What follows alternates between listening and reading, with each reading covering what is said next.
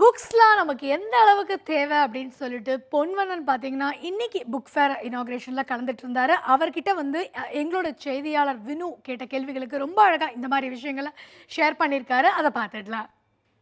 இந்த புத்தக கண்காட்சிக்கான நோக்கம் என்ன? வந்திருக்கிற நோக்கம் என்னன்னு கேட்குறீங்களா? வந்திருக்கிற நோக்கம் வந்து எனக்கு முதல்ல வர்றதே நோக்கம்தான். சில இடங்களுக்கு சில பேருக்கு வந்து ஆன்மீகம், கோயிலுக்கு போவாங்க. ட்ரிங்க் சாப்பிட்றவங்களாக இருந்தால் பாருக்கு போவாங்க. பொழுது போகணும்னா பீச்சுக்கு போவாங்க. இது எல்லாம் விட ரொம்ப மனசுக்கு ஆத்மார்த்தமாக க்ளோஸாக இருக்குது புத்தக திருவிழா. இங்கே வந்துட்டு போகும்போது எங்கேயோ ஒரு க்ளோஸாக நம்ம வேலைகளுக்கு இடையில் நம்ம வந்துட்டு போகிறோங்கிறது எனக்கு ஒரு ஹார்ட்டுக்கு ரொம்ப க்ளோஸாக இருக்குதுங்கிறதுனால இங்கே வர்றேன் நான். ஸோ இன்றைக்கி வந்து சமகால சினிமா பற்றி ஒரு உரை கொடுக்க போகிறீங்க இல்லையா? அது என்ன மாதிரியான உரையாக இருக்கும்? ஒரு வயதுக்கு பிற்பாடு அந்த காலத்தில் நான்லாம் இருக்கும்போது அப்போல்லாம் நான் பார்த்தபோது அப்படின்னு யார் ஆரம்பிக்கிறாங்களோ அவர்களெல்லாம் நடு வயதை கடந்து விட்டவர்கள்னு அர்த்தம். ஒரு 30 வயது இருக்கிறவங்க யாரும் அந்த வார்த்தையை சொல்லவே மாட்டாங்க. என் வயசில் அப்படின்னு ஒருத்தர் ஆரம்பிக்கவே மாட்டான். அப்போ ஒரு 50 வயதுக்கு நெருங்குறவங்க தான் என் வயசில் நான் பார்த்தது அப்படின்னு ஆரம்பிப்பான். அப்போ யார் அனுபவிக்கிறாங்களோ அதை சொல்ல ஆரம்பிக்கிறாங்களோ அவங்களுக்கு ஒரு அனுபவம் இருக்குதுன்னு அர்த்தம். என்கிட்ட வந்து எனக்கு தெரிஞ்சு ஒரு 25 வருட அனுபவம் எனக்கு இருக்குது அந்த அந்த அந்த பகிர்ந்தல். மீதி 25 வருடம் வந்து எனக்கு அப்சர்வ் பண்ண ஒரு நாலேஜ் இருக்குது. என்னுடைய வயது முதிர்ந்தவர்கள் என்னை விட ஒரு இலக்கியத்திலையும் அதுலேயும் அவர்களை படித்ததனுடைய விளைவாக இன்னொரு 25 வருடம், அப்போது ஒரு 50 வருடத்தினுடைய 25 வருட கடந்த காலம், 25 வருட எதிர்காலம், இந்த ரெண்டையுமே விமர்சிக்கக்கூடிய தகுதி அல்லது சொல்லக்கூடிய தகுதி எனக்கு இருக்கிறதா நான் நினைக்கிறேன். அது ஒரு பகிர்தலுக்காக நான் வந்திருக்கேன்.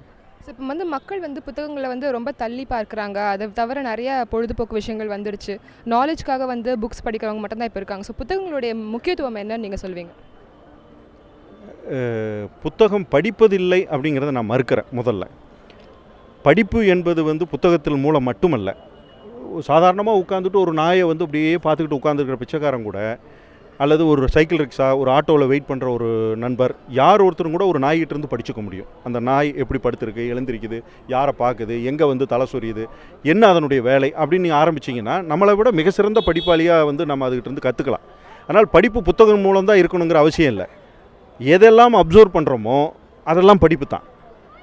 ஆனால் அந்த படிப்புகள் வந்து நமக்கு நம்மளுடைய வேலை தொடர் ஓட்டத்தில் நம்ம என்ன பண்ணுறோம்னா அந்த படிப்புகளை வந்து சந்திக்கிறதுக்கு சந்தர்ப்பம் இல்லாமல் போயிடும். அதை யாரோ உன்னிப்பாக நேரத்தை செலவு பண்ணி ஒரு 10 நாள் 15 நாள் அந்த நாயை அப்சர்வ் பண்ணி அதுக்கு ஒரு வாழ்க்கை முறையை வந்து என்ன, அது என்ன கேரக்டர், அதனுடைய வரலாறு என்ன, அதனுடைய குணாதிசயம் என்ன, அதனுடைய கம்பேரிசன் ப்ரீவியஸ் அந்த நாய்களுடைய வரலாறு, இன்றைக்கி இருக்கக்கூடிய நாய்கள், இது மாதிரியான பேச ஆரம்பித்து ஒருத்தர் கவனித்து ஒரு புத்தகமாக போடும்போது அது என் கையில் எப்போதுமே இருக்குது. எந்த காரில் போகும்போது கூட அதை நான் படிக்க முடியும். நான் காரில் போகும்போது நாயுடைய வாழ்க்கையை பார்க்க முடியாது. அப்போது அந்த விதத்தில் எந்த புத்தகம் எந்த முக்கியத்துவம் பெறுதுன்னா, யாரோ ஒருத்தர் வாழ்க்கையை தொலைச்சி ஒரு அப்சர்வ் பண்ணி கொடுக்குற ஒரு எழுத்தாளனுடைய வாழ்க்கை, அந்த அந்த அந்த வரலாறு, அந்த எழுத்து எனக்கு ஈஸியாக எனக்கு கையில் கிடைக்கிது. அப்போது புத்தகம் என்பது படிப்பினுடைய அதிகபட்சமான ஒரு புள்ளியாக இருக்குது.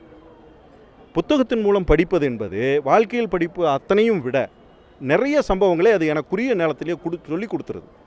இன்னொன்று, புத்தகத்தின் மூலம் படிக்கும்போது மூளையும் நம்மளுடைய இயல்பான உடலும் கூட ரொம்ப உண்மை சொல்லப்போனால் சந்தோஷப்படுதுன்னு சொல்லுவேன். வேறு எந்த படிப்பையும் விட புத்தக படிப்பு ஒரு மனிதனுடைய உடலும் இரத்தமும் மூளையும் உடல் உறுப்புகள் அத்தனையுமே இணைந்து செயல்படுவது புத்தக படிப்பின் மூலம்.